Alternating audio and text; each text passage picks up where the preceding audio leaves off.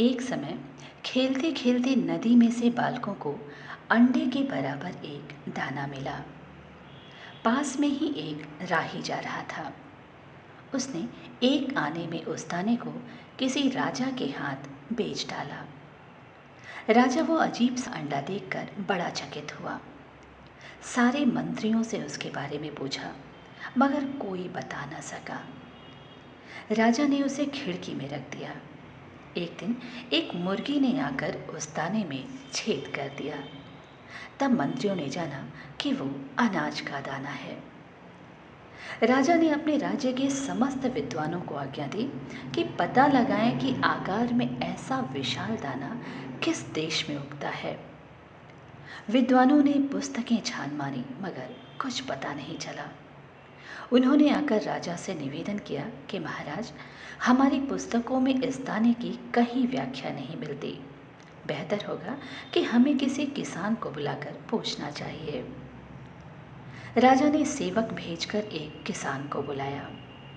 किसान बूढ़ा, कुबड़ा, पीत बदन, मुंह में दांत न पेट में आंत, आंखों से भी कम नजर आता था, ऊंचा सुनता था।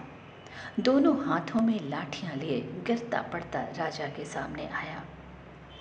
राजा हाथ में दाना लेकर पूछा, तुम बतला सकते हो कि ऐसा दाना किस देश में उत्पन्न होता है?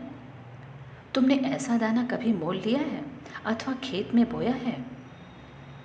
किसान ने दाना टटोल कर देखा और कहा, मैंने तो यही साधारण दाने देखे हैं। ऐसा विशाल दाना तो मैं पहली बार देख रहा हूँ। शायद मेरे पिता को कुछ मालूम हो, आप उनसे पूछ लीजिए।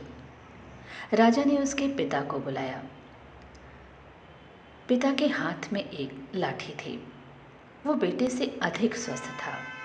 आंख कान भी साथ दे रहे थे। राजा ने दाना दिखाकर कहा, बाबा, ये दाना किस देश का है?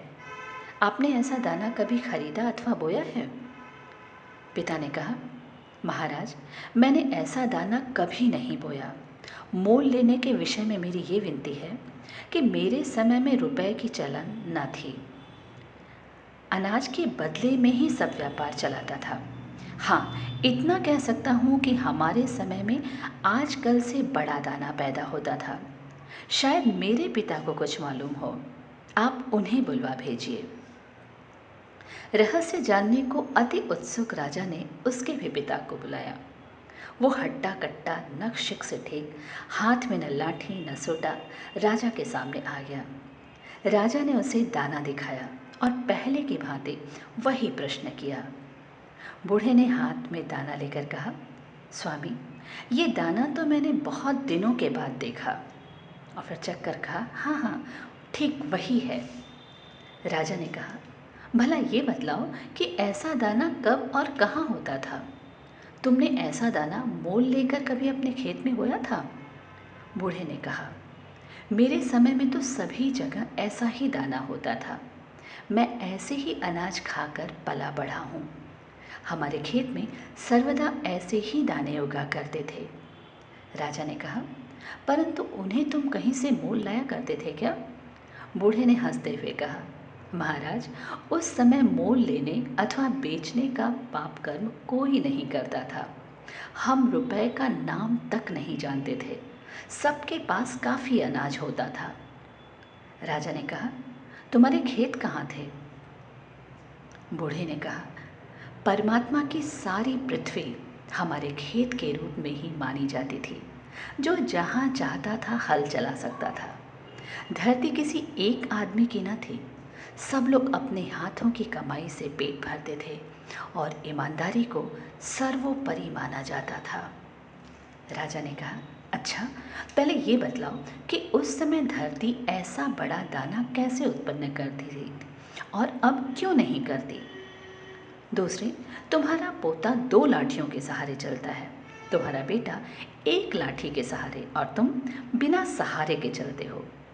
तुम्हारी आंखें स्वस्थ हैं, आज तक एक भी दांत नहीं टूटा, जबकि इसी क्रम में तुम्हारे पुत्र और पौत्र की स्थिति कमज़ोर है।